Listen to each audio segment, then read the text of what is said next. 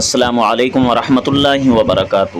محترم ناظرین و سامعین، قربانی کے مسائل کے تعلق سے یہ آج 9واں مسئلہ ہے، اور یہ مسئلہ ہے بکرے کی قربانی کے تعلق سے، بکرا ہو یا بکری۔ اگر کوئی شخص جیسے انفرادی طور پہ کوئی بکرا یا بکری کی قربانی کرتا ہے اپنی تنہا، تو اس کی بکرے کی یا بکری کی عمر کیا ہونی چاہیے؟ تو اس سلسلے میں مسئلہ دیکھیں۔ مسئلہ یہ ہے کہ بکرا ہو یا بکری، اس کی قربانی درست ہونے کے لیے ان کا سال بھر کا ہونا ضروری ہے۔ یعنی بکرا ہو یا بکری ہو، وہ 1 سال کا ہو تو اس کی قربانی صحیح ہوگی۔ اگر سال بھر سے 1 دن بھی کم ہوگا تو ان کی قربانی درست نہیں ہوگی، پھر قربانی صحیح نہیں ہوگی اگر سال بھر سے 1 دن بھی کم ہوا۔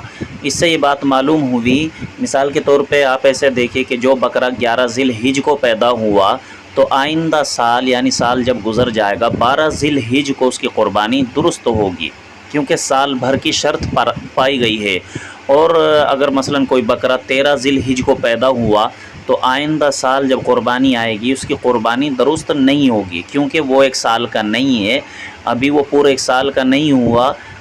ہم اگر اس کی قربانی کریں گے تو ہم یہ دیکھیں گے کہ یہ بکرا پیدا کب ہوا تھا۔ اگر 13 ذی الحجہ کو کوئی بکرا پیدا ہوا تو آئندہ آنے والی قربانی میں ہم دیکھیں گے کہ اس کا سال کا ہونے میں ابھی 1 دن باقی ہے، اور پورے سال کا ہوگا تو قربانی درست ہوگی، اور اگر 1 دن بھی کم ہوا تو پھر قربانی صحیح نہیں ہوگی۔